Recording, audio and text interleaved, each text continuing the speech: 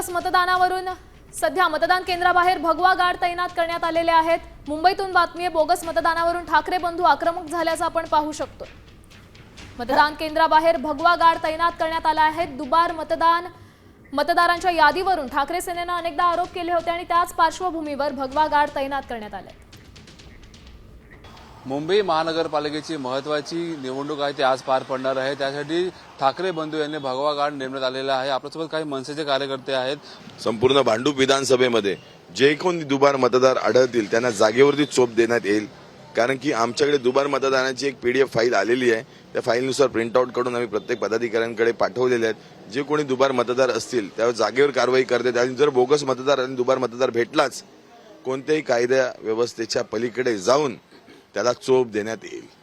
आमच्याकडनं हीच पूर्णपणे तयारी आहे की दुबार मतदान कसल्याच जास्तीत जास्त पद्धतीने रोखता येईल। त्यामुळे आम्ही आमचे सर्व कार्यकर्ते जेवढे शिवसैनिक मनसे सैनिक जेवढे पण ठाकरे बँडच्या युतीमध्ये कार्यरत आहेत ते जनसामान्यापर्यंत पोहोचून आणि प्रत्येक केंद्रावरती प्रत्येक विभागामध्ये जाऊन आम्ही हे सगळं पाहणार आहोत, दुबार मतदान होतंय की नाही होतंय। आणि जर कोणी दुबार मतदार आढळला, बोगस मतदान करताना आढळला तर त्याला नक्कीच ठाकरे स्टाईलनेच उत्तर देणार आणि त्याला अद्दल घडवणार। कॅमेरामॅन नितीन खरासोबत मयूर राणे, साम टीव्ही, मुंबई।